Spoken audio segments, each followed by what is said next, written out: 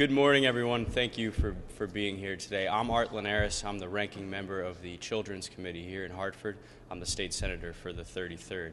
I have been following the Pelletier case closely for several months now, and I think you can really boil it down to this, that after speaking with doctors, parents should have the last word on medical care for their child. We feel that in circumstances like the Pelletiers, that ultimately it boils down to the fact that Connecticut should do the right thing, that good, caring parents should have the last word on medical care for their child. Connecticut should do the right thing and return Justina Pelletier to her parents. We have Senator Markley, who is going to mention a few words. We also have Senator Jason Welch and Representative Aker here today supporting us on this issue. It's my pleasure to introduce Senator Joe Markley. Thanks, Art. I, too, have been following this case, obviously been very much in the news, and a story that is hard to watch without being distressed on behalf of parents, on behalf of this young lady. And I was contacted beginning of this week about the change in the situation, which kind of has put the ball in the hands of a pass from the Massachusetts Department of Children and Families to the Connecticut Department. And in response to that, I've drafted a letter which I have here available. I distributed to my colleagues in the General Assembly yesterday evening, encouraging Commissioner Katz at the Connecticut Department of Children and Families not to repeat the long bureaucratic process that the Pelletier family just went through in Massachusetts, but to turn custody of this young girl back to her parents in West Hartford. I've already had something like a dozen legislators indicate that they're willing to sign on to the letter, and I will, when I've gathered those, I will give the letter to the commissioner on Friday. So that's my involvement, and my hope, as it often is when it comes to government, is that government will not stand in the way of people doing the right thing. And to talk a little bit more about the entire situation, we have Reverend Patrick Mahoney, who's been working with the family in Massachusetts. Thank you, Senator Markley. My name is Reverend Patrick Mahoney. I'm director of the Christian Defense Coalition in Washington, D.C., a spokesperson for the Pelletier family, and one of the co-organizers of this national campaign, Free Justina. First of all, I want to thank the legislators in Connecticut on very short notice coming out and putting this letter together. Just a brief background on what has happened over the past couple of days that made us come to Connecticut. Saturday, for the first time, Massachusetts DCF issued a public statement regarding Justina. And in part of that public statement, they said that they were looking to send her to Connecticut DCF. That greatly concerned us because our hope, our desire, our goal is to see Justina returned into the loving arms of her family. Based on that comment, I immediately rushed from Boston down here to Connecticut. All of this has only been going on in the last couple of days, to meet with legislators here who believe in family, who believe in this simple premise that families and parents know what is best for their children, not government entities. This is not a partisan issue. It's not a Democrat,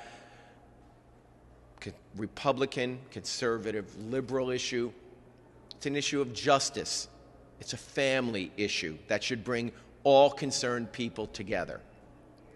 So we are working very diligently to ensure that the state of Connecticut and Connecticut DCF makes a very bold and strong statement and says Justina should be returned to the Pelletiers and not to our care.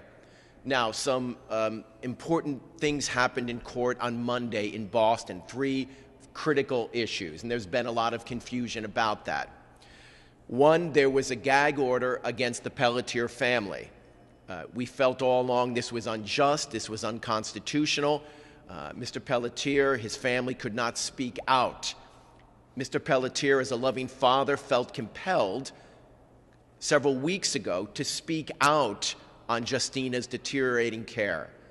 He felt even if I had to risk jail and fine, I could not allow my daughter to experience this. So he spoke out. With that, the court brought what was called an order to show cause why Mr. Pelletier should not be held in contempt. The contempt charges have also been withdrawn. So the gag order is withdrawn, the contempt charges are withdrawn. And then the court decided the Pelletiers all along have been wanting Tufts to oversee the care of Justina and have fought for 12 months on that. The court now agreed that Tufts could assume medical care for Justina. In just a moment, Mr. Pelletier is no longer under that gag order, and he will come and make some statements, and then we'll have a Q&A with the press here.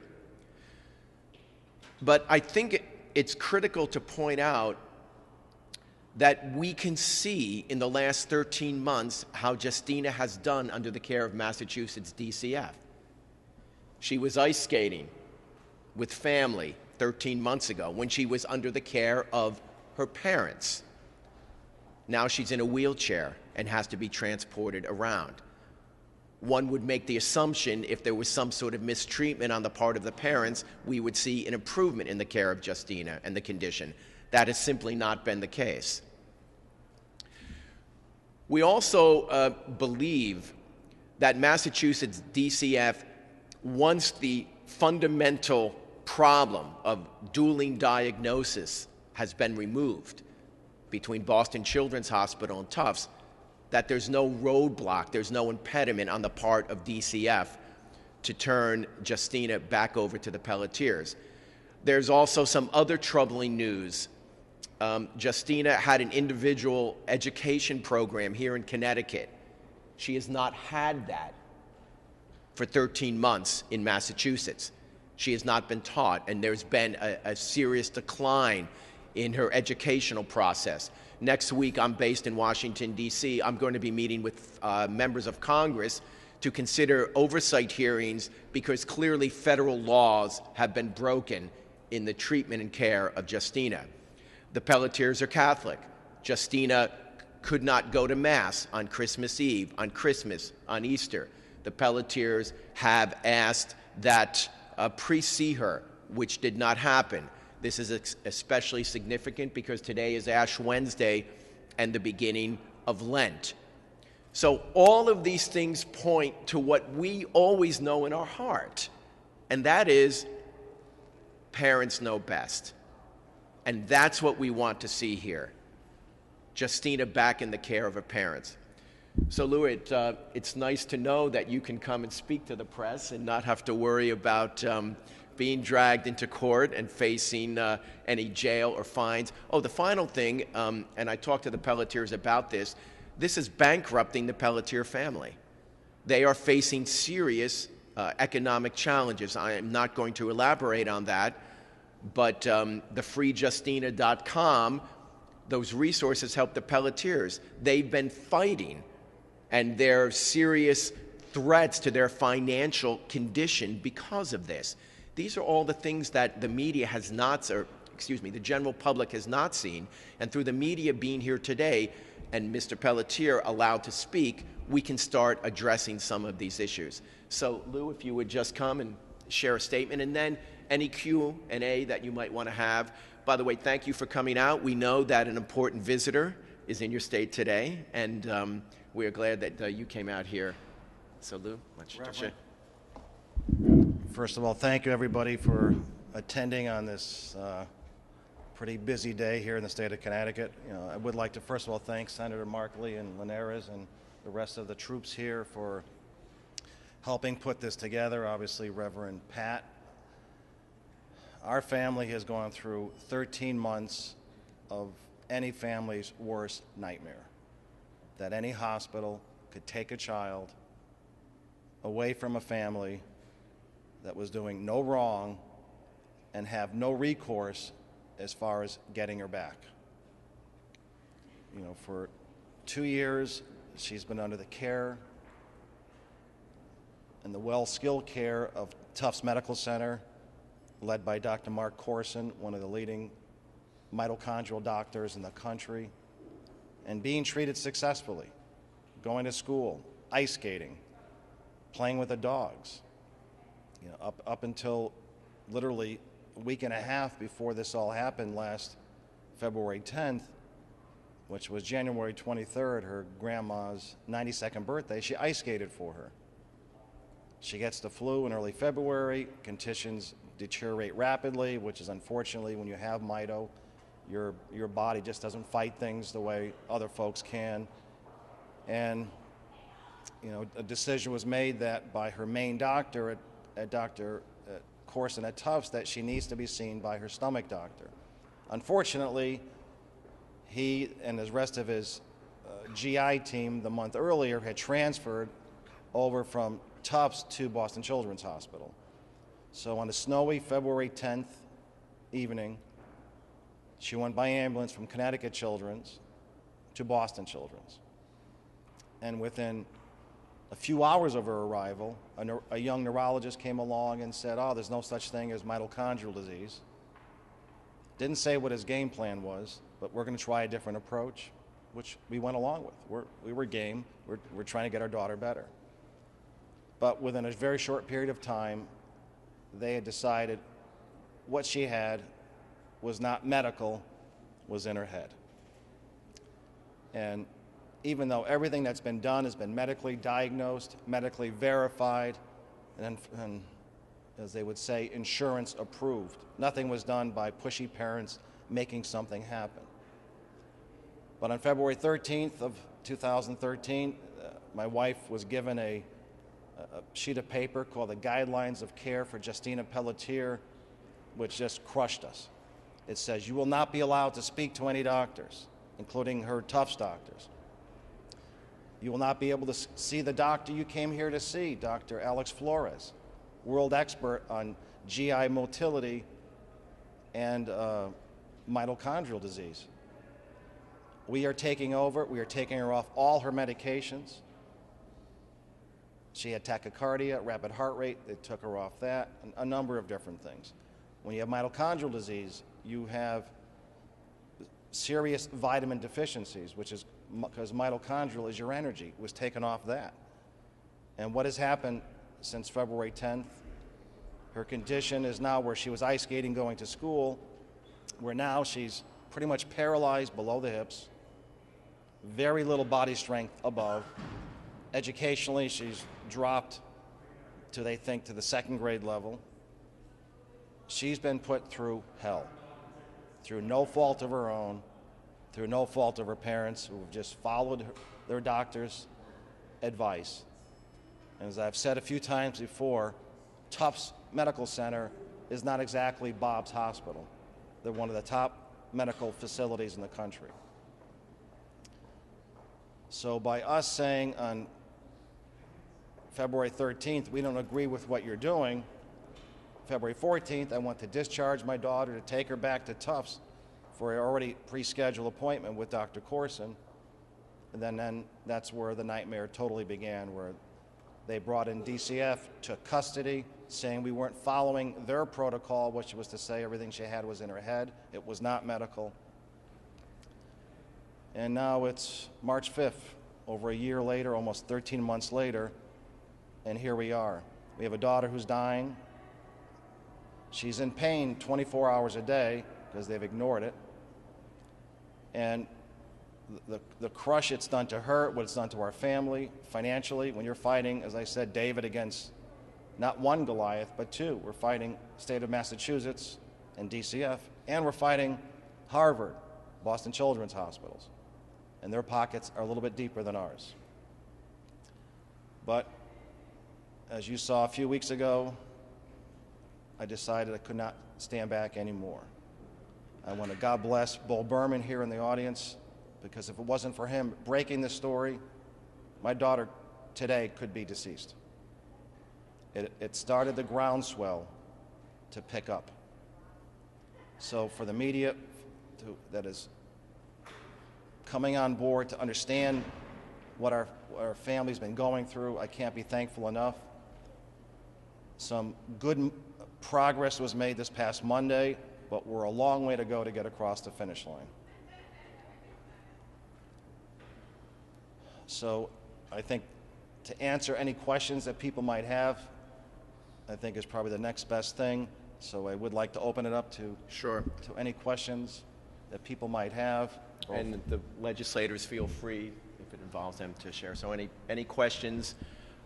Again, thank you for coming out. And again, just to show the struggle with DCF, last Friday we got a tragic call from Justina's sister. The Pelletiers are allowed to see Justina only 1 hour a week. This has been the protocol for several months, and DCF denied them that last Friday. So you can imagine the pain and suffering and psychological trauma of Justina. She gets in the van, she goes from Framingham, which is 17 miles, into Boston, and she can't meet with her family. This has been an ongoing pattern, and our sense has always been to work to get Justina home, but this case has drawn national attention because Justina's case, we have been saying, is like a canary in a coal mine of the encroachment of government agencies into parental rights and authority. And so any questions that you might have, feel free to ask them. And just a quick, Friday, Mr. Pelletier is speaking in the Boston State House to Massachusetts Thursday at 3:30 in room 437.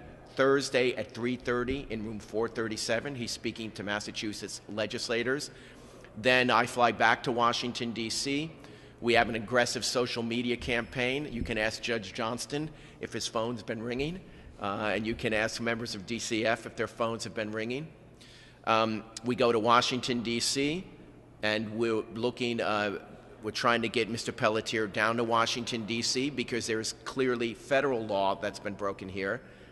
And then we move forward, and the big date is March 17th. I'm Irish, Patrick, we're in Boston, so we're hoping for a really wonderful St. Patrick's Day, and that is Justina back with her family. That's going to be a very big court case hearing at 2 p.m. On March 17th. So any questions, feel free to ask now. If not, thank you for coming out. To Senator Markley, you could address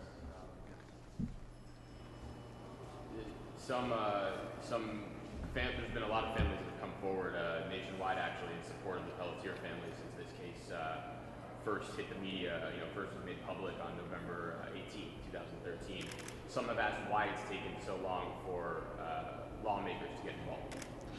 I don't feel that I've been talking to people about this for a while, but I didn't see a useful role for us. You don't want to just be jumping into a situation to jump in and possibly confusing things. It's only at this moment now that this transfer is being contemplated from Massachusetts to Connecticut that it seems to me that we have a role as Connecticut lawmakers in being able to step up.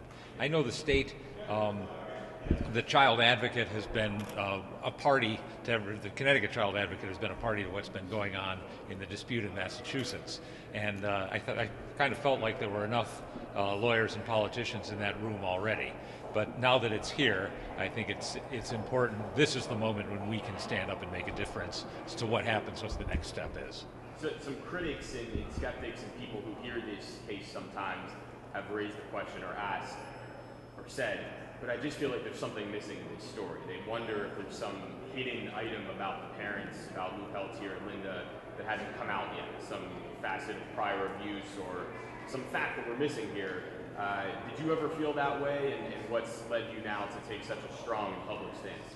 nobody is omniscient. I can't see into people's souls, and I don't know their histories perfectly. But I'll say this: Massachusetts DCF has been under tremendous pressure on this case, and they've come forward with nothing to indict this family. And in watching Mr. Pelletier, meeting him here today, I have confidence in him, and I have confidence in Reverend Mahoney too. And I believe that, another thing I have to say is, if it comes down to parents having to prove one by one to a government bureaucracy that they're fit to be parents, we're going to have a tremendous problem. The assumption has to be that parents know best, and the grounds for government to step in have to be very clear and decisive. To say that one doctor disagrees with another over a medical diagnosis doesn't begin to rise to that level, in my opinion. First of all, the Connecticut legislators move very quickly. We just met Monday. I work in Washington, D.C. It's a snail's pace. This has been so quick, we're stunned. Senator Markley getting 12 legislators on board in just a day is extraordinary. So I'm here to say thank you. You were incredible. You did an amazing job. There was only the nexus when Massachusetts DCF made that comment, and we came down Monday to do it. Here's what we've had to overcome, and I've told Lou this.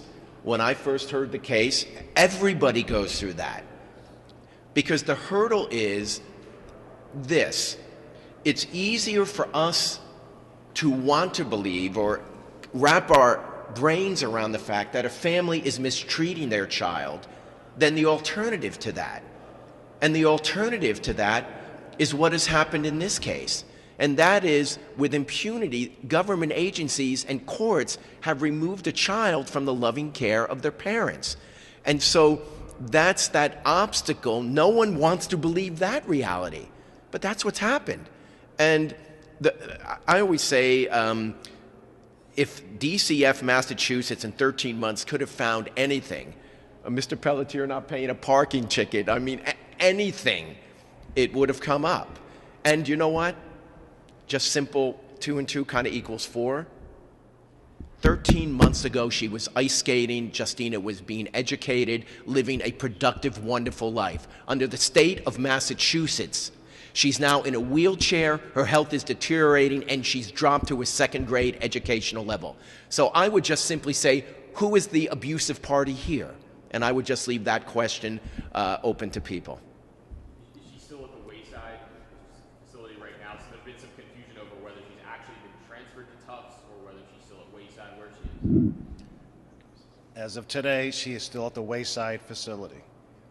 One of the things that transpired was last Monday, part of the nightmare that went on, if you saw the media, you saw that my wife actually passed out outside the courtroom, was that they had made an announcement they were going to move her from the Wayside facility in Framingham, which, by the way, is a 2-week psychiatric residential facility, non-medical.